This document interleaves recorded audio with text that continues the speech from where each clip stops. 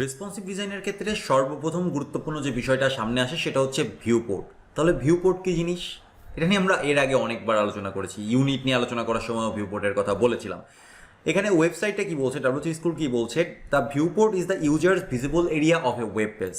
মানে আমরা যতটুকু ওয়েব পেজে, মানে একটা ওয়েব পেজের যতটুকু অংশ আমাদের সামনে ভিজিবল সেটাই হচ্ছে তার ভিউপোর্ট।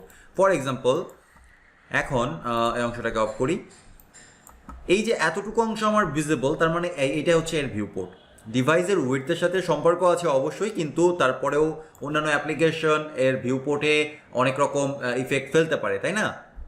তো যাই হোক, আমরা ডিভাইসের স্ক্রিন সাইজটা আসলে এক্সাম্পলের জন্য ব্যবহার করি। মূল ব্যাপারটা হচ্ছে যতটুকু ভিজিবল, একটা ওয়েবসাইটের যতটুকু অংশ ভিজিবল সেটাই হচ্ছে তার viewport. The viewport varies with the device and will be smaller on a mobile phone than on a computer screen. অবশ্যই মোবাইল ফোনে কম হবে এবং কম্পিউটার স্ক্রিনে বেশি হবে। এবং ভিউপোর্ট কীভাবে সেট করতে হয়? ভিউপোর্ট সেট করার জন্য এই যে মেটা ট্যাগটা ব্যবহার করা, এটা আমরা প্রথম থেকে ব্যবহার করে আসছি, কিন্তু জানি না এর কাজটা কি। Meta name viewport content width equal to device width, initial scale হচ্ছে 1.0। তার মানে বলে দেওয়া হলো যে আমরা ভিউপোর্টটাকে সেট করতে চাচ্ছি যার উইথ হবে ডিভাইসের যে উইথ সেই উইথ, এবং ইনিশিয়াল স্কেল হবে 1.0, মানে অ্যাকচুয়াল ডিভাইসের যে উইথ সেই উইথটি যেন এটা হয়, এই হচ্ছে বলা হয়েছে। এখন এটা আমরা দেখেছি, অনেকবার করেছি, কিন্তু অ্যাকচুয়ালি এটা না থাকলে কি হয় আর থাকলে কি হয় সেই ডিফারেন্সটা আমরা কখনো পরীক্ষা করে দেখিনি। তো আজকের লেকচারে আমরা সেটা পরীক্ষা করে দেখব।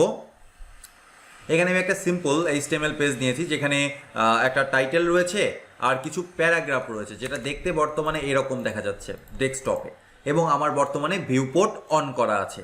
সো ভিউপোর্ট অন করা আছে, ভিউপোর্ট যদি আমি অফ করে দিই, অর্থাৎ এই লাইনটাকে যদি আমি কমেন্ট করে দেই, তাহলে কি হয় দেখা যাক। ডেস্কটপে তো কোনো পরিবর্তন দেখা গেল না, মোবাইল ডিভাইসে কোনো পরিবর্তন আসবে? অবশ্যই মোবাইল ডিভাইসে পরিবর্তন আসবে। আমি যদি ইন্সপেক্ট করি এবং এখান থেকে মোবাইল ডিভাইসটা অন করি, দেখেন তো কি হচ্ছে। মোটো G4, তারপর হচ্ছে পিক্সেল 2। দেখেন আমার লেখাগুলো ছোট হয়ে যাচ্ছে, আমার ওয়েবসাইট ওরকমই থাকছে, পুরোপুরি অনেক ছোট হয়ে যাচ্ছে। এখন এটা পড়ার মতো কোনো উপায় থাকছে না, এটাকে জুম করতে হচ্ছে।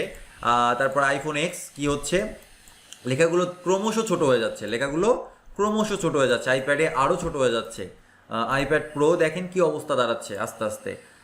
গ্যালাক্সি ফোল্ড সেখানে কেমন দেখাবে, নেক্সট হাব ম্যাক্স এখানে কেমন দেখাবে, নেক্সট হাব, ওকে। So pixel 2। তো আমরা যদি ভিউপোর্ট অফ করে রাখি তাহলে আমার টেক্সটগুলো এরকম দেখা যাচ্ছে।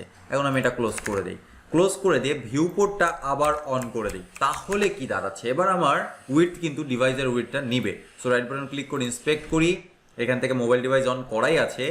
সো মোটো G4, এবার ডিফারেন্সটা বোঝা যাচ্ছে।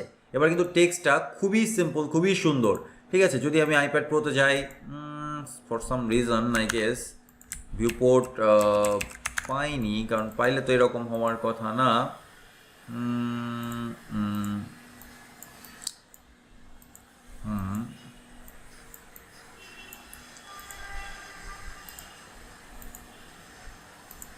আচ্ছা, এগেইন। সো আমি এটাকে ক্যান্সেল করে দেই। আচ্ছা, ইয়েস, ঠিকই আছে, এক্স্যাক্টলি।